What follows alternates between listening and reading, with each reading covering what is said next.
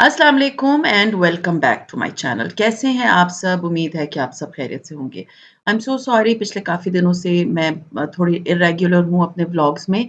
मेरी कुछ तबीयत ठीक नहीं है और घर जो है वो एक औरत के ऊपर पूरा डिपेंड करता है, चाहे वो आपके हस्बैंड हो, चाहे वो बच्चे हों या पूरा घर हो।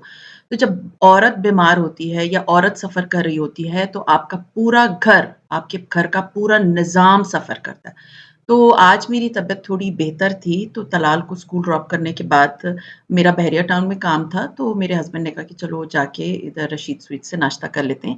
तो it was just for a change, क्योंकि मैं बहुत ज़्यादा पिछले दिनों बीमार रही थी। तो आज मैं इसी बहुत इम्पोर्टेंट टॉपिक पे बात करूँगी। मुझे मेरी बहुत सारी बहनें जो है वो मैसेज करती हैं और उनके मैसेजेस के बेस पे आज हम ऐसी सारी प्रॉब्लम्स की बात करेंगे जो कि हर औरत फेस कर रही है आजकल। मैं आज आपको उन सारे एक तो प्रॉब्लम्स आइडेंटिफ़ाई करूँगी, नीचे आप लोगों ने कमेंट करके बताना है कि कौन-कौन से प्रॉब्लम्स आपके साथ हैं और उसके बाद उनको हल किस तरह से कर सकते हैं। So let's get started. सबसे पहला इश्यू जो आजकल आई थिंक हर घर का है, mediocre families, lower mediocre families, महँगाई। महँगाई से हर बंदा परेशान है, हर औरत परेशान है। मुझे इतने डीएम्स आते हैं कि हम परेशान हैं, हम घर का खर्चा कैसे चलाएँ, हम परेशान हैं, हम सारे प्रॉब्लम्स को किस तरह से सॉल्व करें, किस तरह से बच्चों की फ़ीस भरें, किस तरह से। देखिए, मैं आपको एक बात बताऊँ, महँगाई मेरे और आपके बस की बात नहीं है। महँगाई से हम लोग सब सफ़र कर रहे हैं। उसका एक हल हम ज़रूर निकाल सकते हैं कि हम वो चीज़ों को, उन चीज़ों को इम्पोर्टेंस दें, उन चीज़ों की तरफ देखें जो हमारे लिए बहुत ज़रूरी हैं इस वक़्त। अपनी ज़िंदगी से उन चीज़ों को बिल्कुल निकाल दें जो बिल्कुल यूज़लेस हैं या जिनके बारे में आप प्लान कर रहे हैं कि अगर एक टीवी है तो दूसरी खरीद लें, नहीं मत खरीदें। बिल्कुल ज़रूरत नहीं है, आजकल कोई वैसे भी टीवी इतना नहीं देखता, मोस्टली लोग मोबाइल पे ही होते हैं या अगर किसी ने कहा कि मैंने फलाँ चीज़ खरीदनी थी, थोड़ा पॉज़ दे दें, थोड़ा-सा पैसे को सेव कर लें क्योंकि कल बच्चों की फ़ीसेस हैं, घर के खर्चे हैं। एक और चीज़ जो मैं आपके साथ शेयर कर सकती हूँ कि सबसे इम्पोर्टेंट चीज़ ये है कि आप अपने घर में जैसे मैं ग्रॉसरी लेकर आती हूँ, ये बात मैंने पहले भी शेयर की थी। तो मैं पहले ग्रॉसरी हर महीने पहले तो मैं हर 10 दिन के बाद जाके लेकर आती थी। एंड देन मैंने नोट करना शुरू किया कि मैं बहुत सी वो चीज़ें लेकर आती हूँ जो मैं यूज़ नहीं कर रही होती। फिर वो फेंकनी पड़ती हैं जब एक्सपायर हो जाती हैं। फिर मैंने उनको महीने पे लेकर आई। अब मैं 40 डेज़ के बाद ग्रॉसरी लेकर आती हूँ। मेरे जब हस्बैंड आते हैं, मैं देखती हूँ कि 40 डेज़ कंप्लीट हो गए हैं।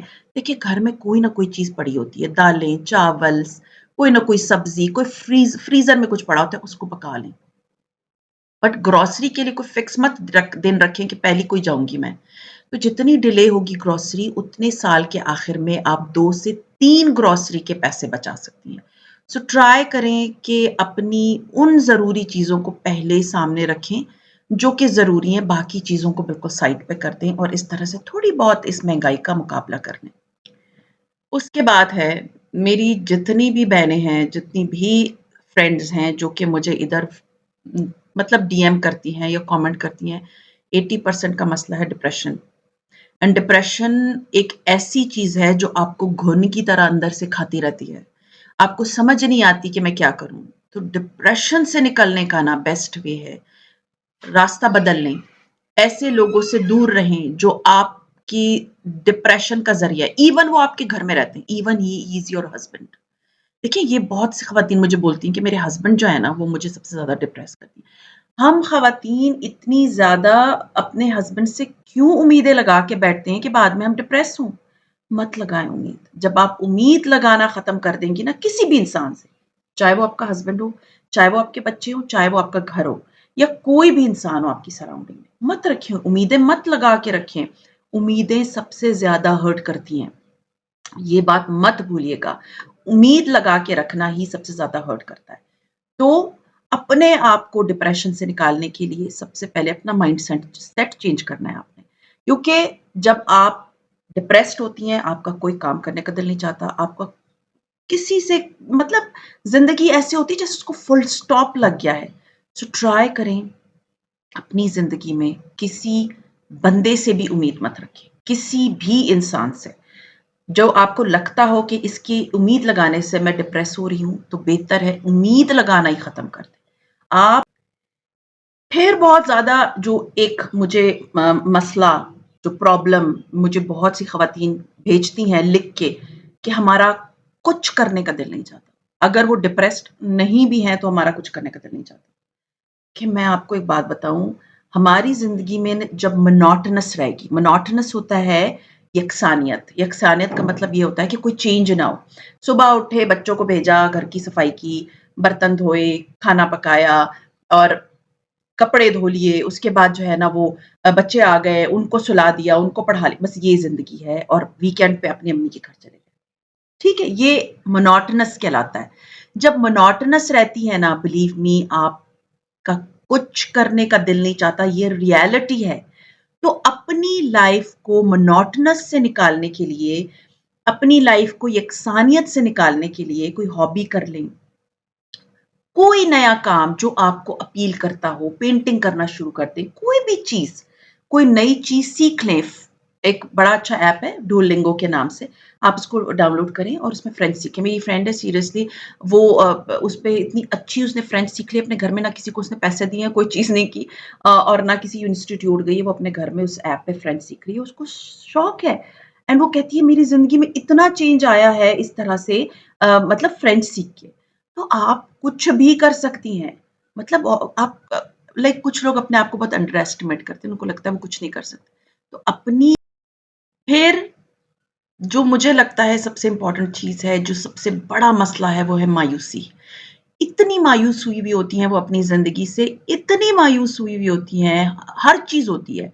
घर है, खाने के लिए क खाना है पहनने के लिए अच्छे कपड़े हैं, मतलब ज़िंदगी में अल्लाह ताला ने उनको सब कुछ दिया बट वो मायूस हैं।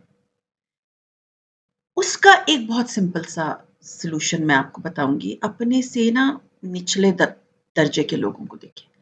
हो सकता है आप उनकी आपकी एक दिन की ज़िंदगी उनकी ड्रीम लाइफ़ हो।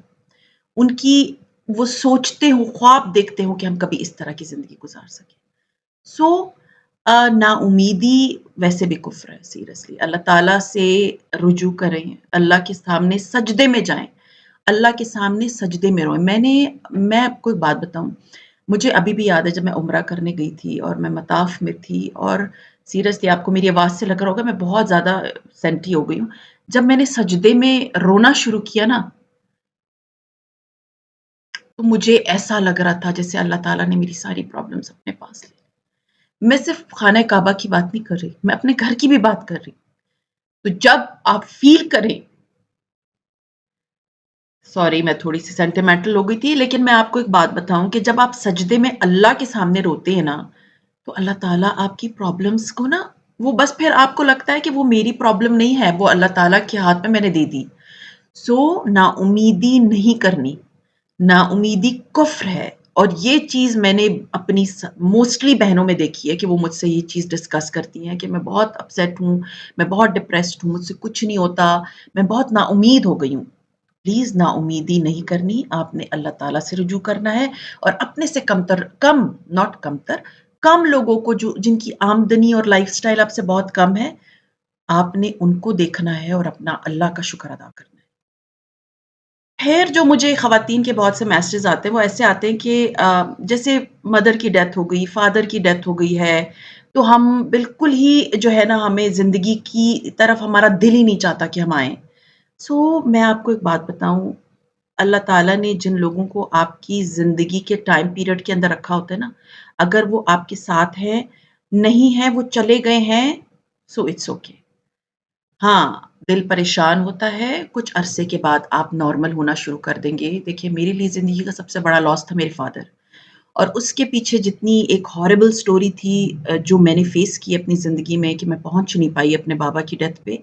वो कभी ज़िंदगी में हुआ तो मैं आपको ज़रूर वो वाली स्टोरी सुनाऊँगी कि मैं क्यों नहीं पहुँच पाई थी।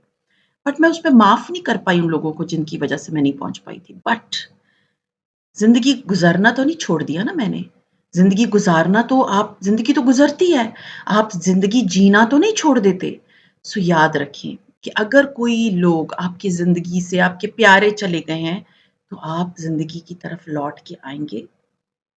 आप अल्लाह ताला से दुआ करेंगे कि आपके दिल को अल्लाह सब्र दे दे और जो लॉस हुआ है वो तो कभी कंप्लीट नहीं होगा ना, वो कभी निकलेगा नहीं आपके दिल से। लेकिन इंसान है ना, कभी भूल जाता है।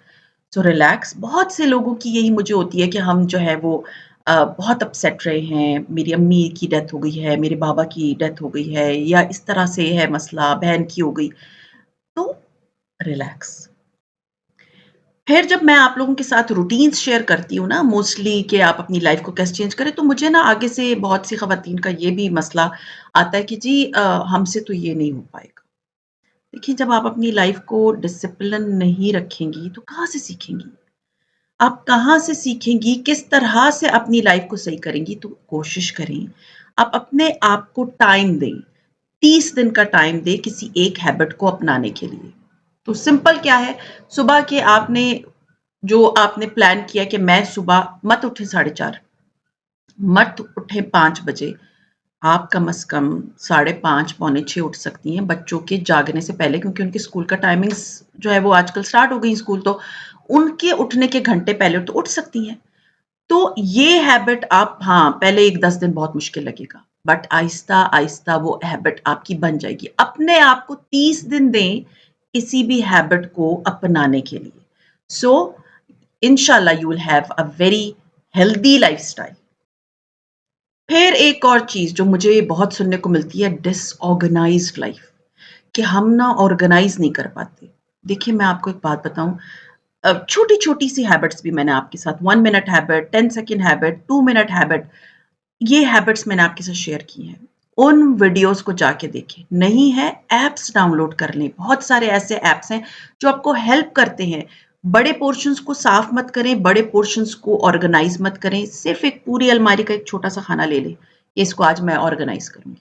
पूरे घर में एक दराज़ ले लें, इसको आज मैं ऑर्गेनाइज़ करूँगी। पूरे दिन की एक चीज़ अपने लिए रखें कि मैं आज ये काम करूँगी। तो मुझे बताएँ, 1 महीने के बाद आपके घर की कितनी जगह ऑर्गेनाइज़ हो जाएँगी? क्योंकि आपने डेली तो ऑर्गेनाइज़ नहीं करनी ना। आप एक दिन एक जगह को ऑर्गेनाइज़ करें, दूसरे दिन एक खाने को ऑर्गेनाइज़ करें, तीसरे दिन अलमारी के एक दराज़ को ऑर्गेनाइज़ करें, चौथे दिन अपने एक टेबल को मतलब रीडेकोर कर लिया। इस तरह से आपकी लाइफ़ ऑर्गेनाइज़ हो जाएगी। छोटे-छोटे स्टेप्स लें, बेबी स्टेप्स। फिर आती है सुस्ती। मुझे इतने डीएम्स आते हैं कि मैं बहुत सुस्तुल वजूद हूँ, ये बोलती हैं कि मुझसे तो बिल्कुल भी नहीं होता ये काम। देखिए, मैं आपको एक बात बताऊँ, वही चीज़ सुस्ती क्यों होती है, या तो आपको फ़िज़िकल कोई इश्यू है या आपको मेंटल इश्यू है। इन दोनों मेन चीज़ों की वज़ह से आप में प्रोक्रास्टिनेशन आती है, सुस्ती आती है। फ़िज़िकल, मैग्नीशियम की कमी।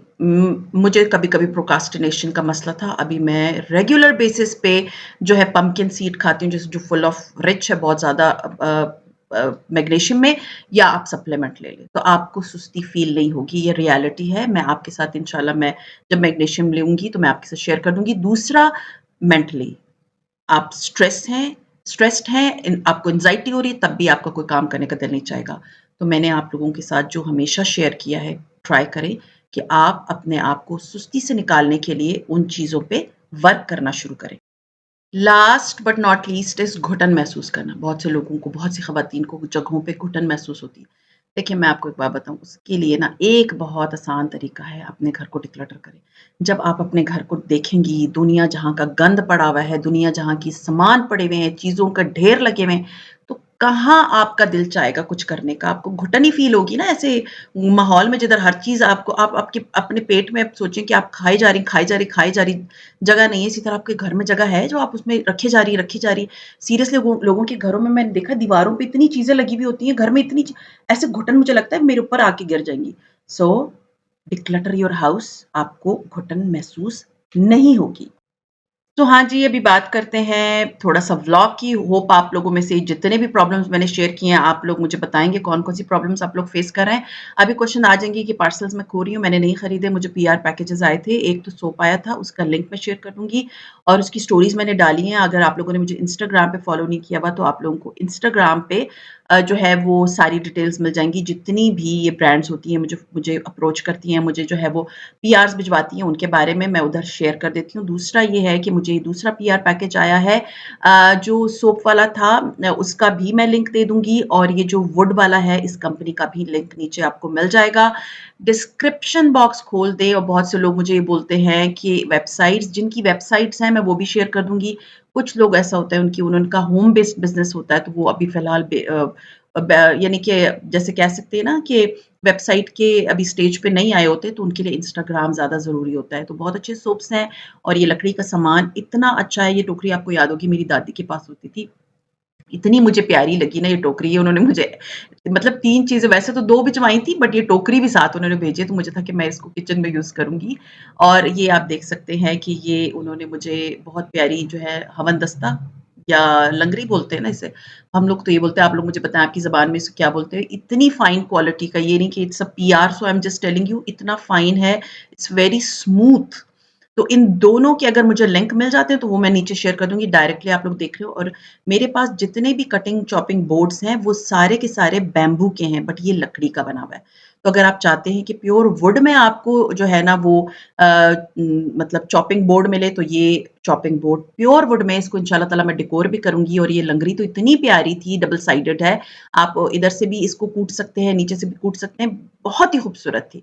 तो ये दोनों चीज़ें जो है ना, साबुन भी मुझे जो है ना, एक व्हाइटनिंग सोप है और एक कॉफ़ी सोप है, तो वो भी इंशाल्लाह ताला मैं उनका रिव्यू दूँगी। तो ख़ैर ये था मेरा आज का व्लॉग, उम्मीद है आप लोगों को मेरा आज का व्लॉग अच्छा लगा होगा। अच्छा लगता है तो लाइक कीजिए, सब्सक्राइब कीजिए एंड शेयर कीजिए with your friends and family, and see you इंशाल्लाह ताला in my next vlog. Till then अपना बहुत ख़्याल रखिए, दुआ में मुझे याद रखिएगा। टेक केयर एंड अल्लाह हाफ़िज़।